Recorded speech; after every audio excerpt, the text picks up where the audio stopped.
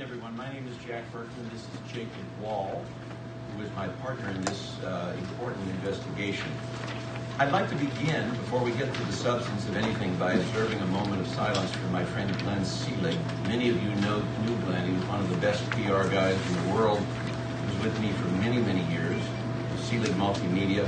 Glenn was tragically killed in Afghanistan on January 20th, 2018. Many of you knew him. So if you would, let us observe a moment of silence in Glenn's honor.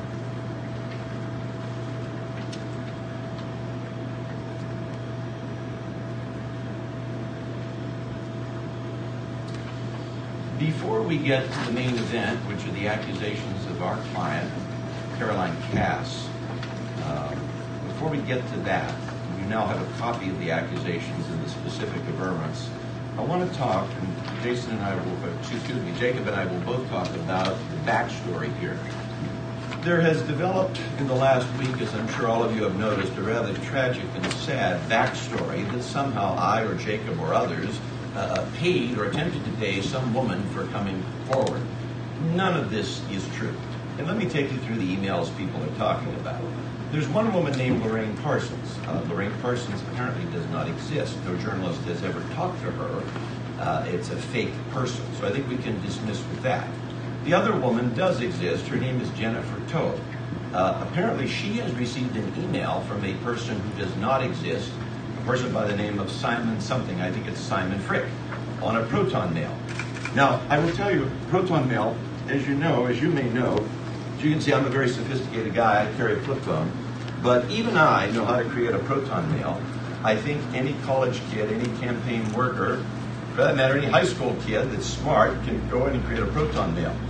So I think when you have one woman who doesn't exist and another woman receiving emails from a person who doesn't exist, I think all of you would agree, I'm sure, we can safely dispense with this backstory. Why it's being reproduced, I'll never know. I think every cable channel in the country ran with the story without talking to Lorraine Parsons. Of course, they can't talk to Lorraine Parsons because she's fake. So I don't know what else really to say about that, except that none of it is true. Now, on to our client, Caroline Cass. Caroline has received, and Jacob will tell you a lot about this, has received a number of threats. She is frightened for her life, and will not be with us today. We will have a future date very soon where she will be with us. What we have given you today are the specific averments of her allegations against Bob Mueller. Now, basically, what she is alleging is that a rape took place at some point during the week of August 2nd, 2010, in New York City. You will see the averments going through, if you have a chance to read them. Jacob's going to take you through them in 1 second. The other document that you have is information about the special counsel's schedule that week. Now, we believe the special counsel has released some information, or I'm not sure, he or someone has released information that he was on jury duty that week. That is not true. He was at a cyber conference in New York, and the dates match up exactly with what our client is alleging. Now, Jacob will take you through the specific averments of the allegations, and then we will do questions. Sure. Jacob. So I think it's important to begin with how Ms. Cass came upon me, came upon this entire thing. I want to answer as many of your questions before they're asked as I can. Ms. Cass hired my firm, Surefire Intelligence, to handle an estate matter for her earlier this year. Matter of a dishonest accountant. She wanted to look at the numbers and figure out what had taken place. We dealt with it. It was a raging success, and we moved on. Didn't hear much from her. On September 15th or thereabouts, she saw a news report in which Bob Mueller was featured. Upon seeing that news report, and she's not a person who's into politics, never voted, not a political person, not into politics. But upon seeing his face on one of the seldom occasions that she watches the news, she knew that that was the man. That was the man whom she met at the St. Regis Hotel during the week of August 2nd, 2010.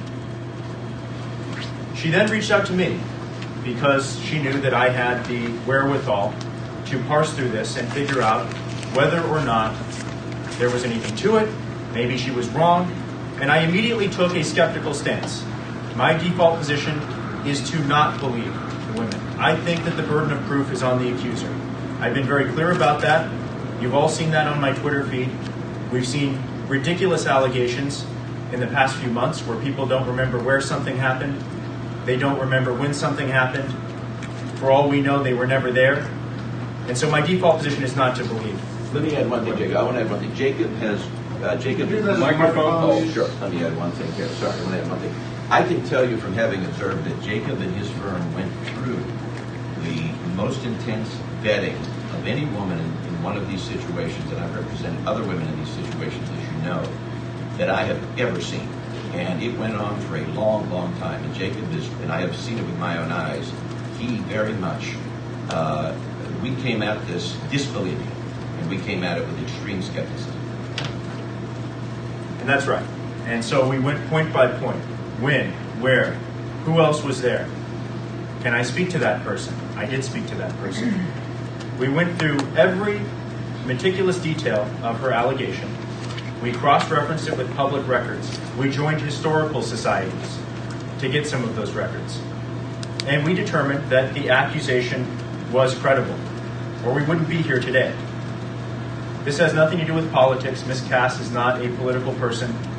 I am a political person. It's about getting the truth out. And what we have seen is that following Ms. Cass's distribution of what happened, following her telling her story, we have seen the media breathlessly report accusations that we offered to pay women. And who's making these accusations? Like Jack said earlier, people who apparently in one case don't exist. In another case, a woman who received an email from a person who doesn't exist asking to talk on the phone with her. Very strange stuff. But we know what this is about. We don't have to pretend that we're surprised. This is an attempt by the media to do the bidding of Robert Mueller. So Ms. Cass's accusation is in front of you. It's in voluminous detail. And it checks out, top to bottom.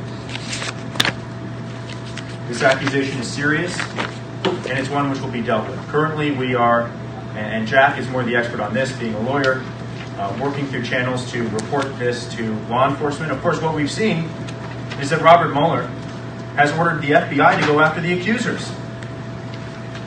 And just for a moment, imagine if someone else, say President Trump, ordered the FBI to investigate accusers. Would never happen. It would be wrong. But Robert Mueller has now ordered the FBI to go after his accusers, to investigate his accusers, totally outside of his jurisdiction, completely outside of his power. One of the more scary and disturbing things, and that's why, among other reasons, among the blow-up dolls, among other things, that Ms. Cass is not here today. This circus that has been orchestrated by the media based on anonymous, and for all we can tell, hoax allegations of offers of payment. One thing here, I want to, Jacob does a great job laying it out. I would point out that the statements made by Mr. Mueller earlier this week, which triggered the media frenzy, were really perhaps the first and only time he has ever responded to anything in his entire tenure as special counsel, or frankly, even in his many years as director of the FBI. This guy, as you know, doesn't respond to much. But he very quickly responded to this, and not only responded, but directed the FBI, as Jacob said, to investigate the accusers. Imagine, we were talking about this earlier, imagine if Donald Trump had sent the FBI after the accusers in the Kavanaugh case. He didn't. It was the opposite. But just imagine the frenzy and the reaction. That's right. And of course, the women, many of who accused President Trump of wrongdoing, turned out they were paid by Gloria Allred to the tune of $750,000. So finally, there were no offers of payment. There were no wrongdoing. There was no bribery. There was nothing illegal or untoward or unethical that took place here. This is about helping a young woman to air out her accusations against a very powerful man. And she's been ruthlessly attacked. Her integrity has been attacked. Her story has been attacked. She's been made to look like somebody who is accepting payment, like she's some sort of stooge, which is completely and utterly ridiculous. This is a person of unimpeachable character, well-educated, well-liked, well-networked, a prominent person, not a political stooge. So, unless you have anything else to say here, Jack, I think we ought to open Why it don't up we? to Well, questions. why don't we do this? Let's take them through with your expertise and all. Let's take them through the averments. Why don't we? Sure. Why don't we? Let's march through the averments. So, as I mentioned in the beginning, around September 15th, Ms. Cass contacted me and my firm with this story. This, at the time, what I thought unbelievable story that happened at the St. Regis Hotel. According to her, while at the bar, she began talking to a man, an older man. She was there with a friend, and this man began to hit on her. And we don't know exactly the date that week. We know it's that week. We don't know the date. Right. September 15th this year? That's when She approached you? That's right. That's right. But one thing I'm going to add that during the week, we don't know the week of August 2nd, 2010. We don't know exactly. She didn't. Microphones. Okay, sorry, guys. We don't know exactly the day that week this happened. She remembered the week. Her recollection is not clear enough to remember the precise day. We can tell you it's that week. Can we ask questions while you're talking? Let Jacob march through the averments.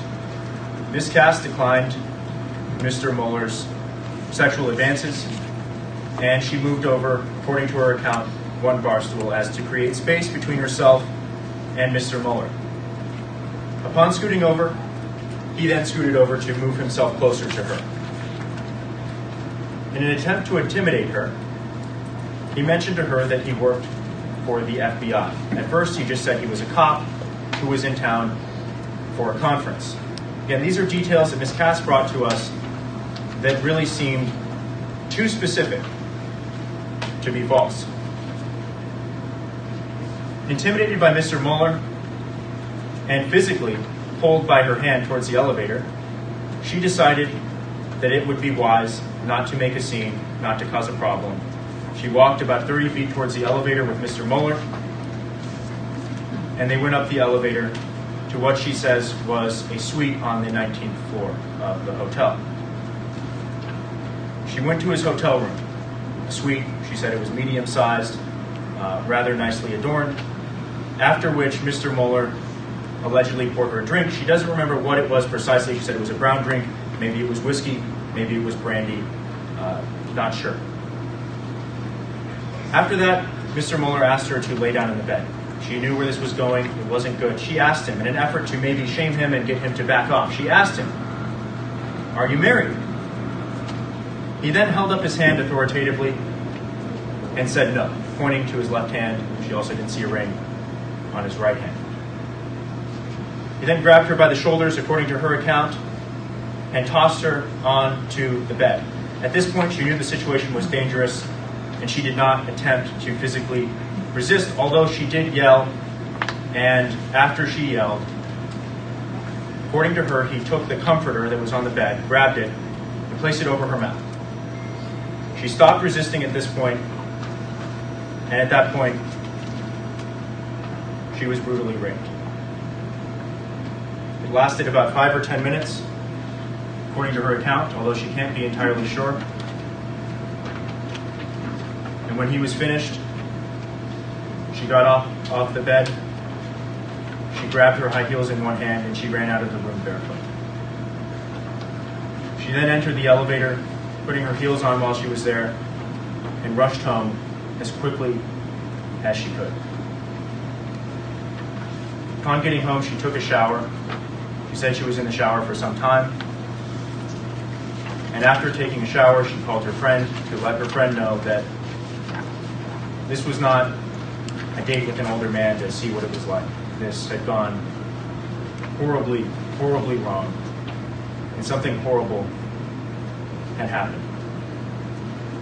Fearing retaliation from this man who claimed to be a cop, she wasn't sure what kind of cop he was, said he was in the FBI, but fearing retaliation, Ms. Cass did not report this to the police, although she's looking at avenues to do that.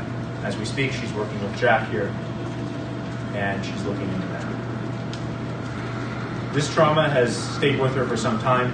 It's clear that that's the case, and she believes it's time to get it out and expose really what has happened here by a man who is an incredibly powerful